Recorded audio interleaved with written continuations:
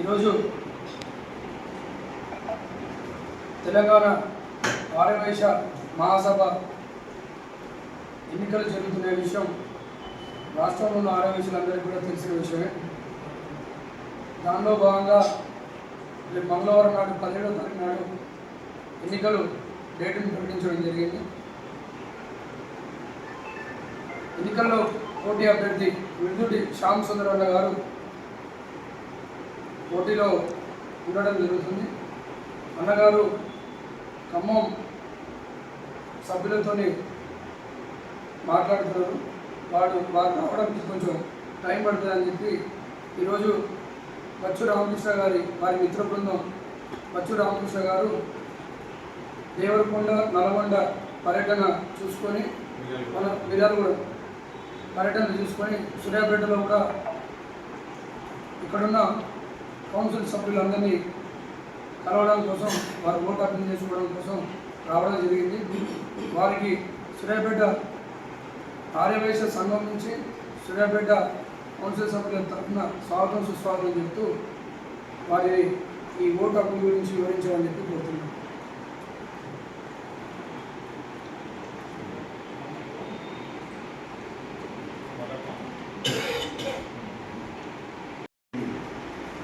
నమస్కారాలు.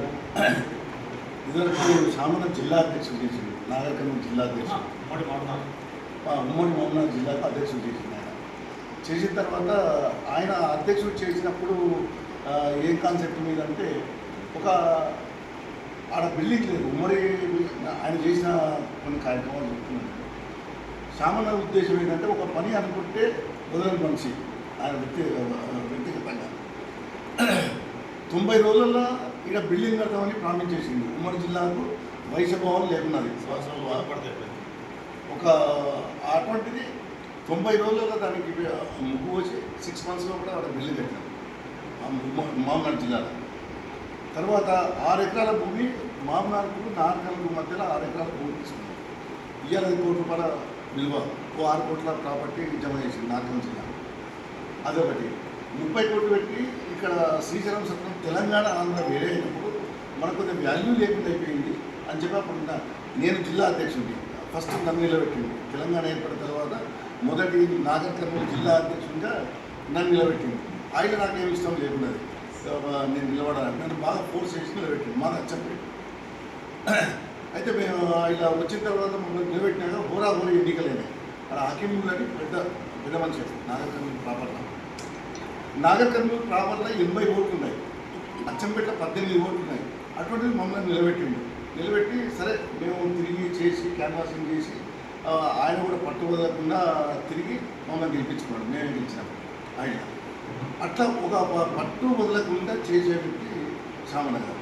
అయితే అప్పుడు మేము గెలిచిన తర్వాత ఏమైంది, శ్రీశైలంలో మనకు కొద్దిగా వాల్యూ తక్కువైంది. అప్పుడే తెలంగాణ ఆంధ్ర వేరే మనకు ఆ సత్రాలకు కొద్దిగా విలువ ఇస్తలేరు, మనం ఒక సత్రమే కట్టాలి ఇక్కడ అని ఆడ ఒక బల్జోల సత్రం ఎట్లా ఆడ ఒక ప్లేస్ తీసుకొని మనమే ఖరీదు చేసి 80% 90% ఆడ మన సొంతం ఒక 36 మంది డైరెక్టర్లు అయిన మనమే ఏర్పడి నాగరికర్నూలు హైదరాబాదు ఇక్కడ అంతా ఏర్పడి మేమే ఏర్పడి పైసలు వేసుకొని 80% అయిన తర్వాత రూమ్ దాఖలకు పోయినాం మేము. అది ఇలా శ్రీశైలంలో నెంబర్ 1 సత్రంగా ఉంది. మల్లికార్జున సత్రాన్ని మీరు ఏమైనా రావచ్చు, చూసి ఉండొచ్చు. ఇలా ఒక సేవా కార్యక్రమంతో సరే మెయింటెనెన్స్ కూడా ఉంటుంది.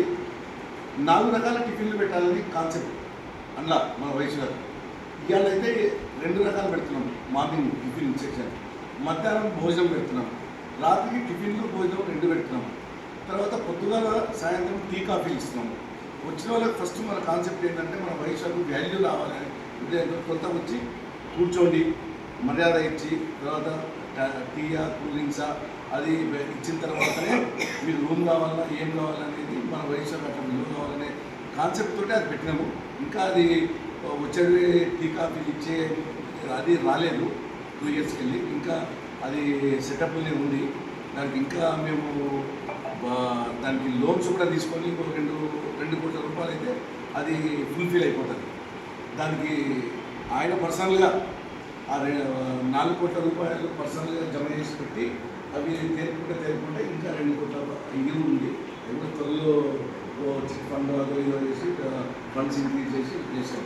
ఇట్లా ఆయన చేసే కార్యక్రమాలు ఊళ్ళో మొన్న కరోనా వచ్చింది, నాగర్ జిల్లాలో కరోనా వచ్చింది. నాగర్ జిల్లాలో కరోనా వస్తే నాగర్ కర్నూలులో ఎంతమంది ఎంప్లాయీస్ ఉన్నారో, డాక్టర్స్, ఇంజనీర్స్, డ్యూటీ చేసేవాళ్ళు, రెవెన్యూ ఆఫీసర్లు చేసేవాళ్ళు, వీళ్ళందరికీ రోజు ఒక నెల రోజులు, నెల 15 రోజులు మొత్తం వాళ్ళ టిఫిన్లు, భోజనాలు ఈయన సొంతం ఖర్చు పెట్టి పెట్టండి.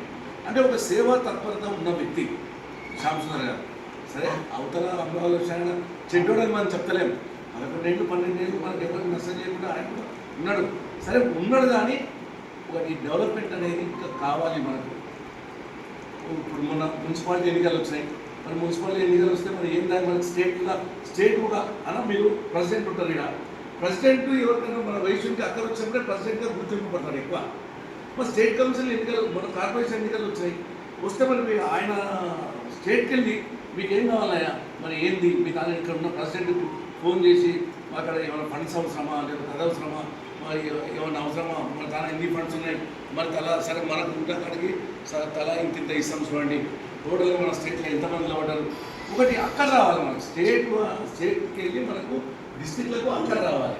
అక్కడ వచ్చినప్పుడే అక్కడ స్టేట్కి మనం ఇవాళ ఇంకా పెద్ద కాంపిటీషన్ ఉంటుంది ఇవాళ అటువంటి మనకు వృద్ధిలోకి తీసుకుంటే అనే ఉద్దేశంతో ఇవన్నీ వాళ్ళు చేయలేదు, అవన్నీ నేను చేస్తా అని చెప్తున్నాడు.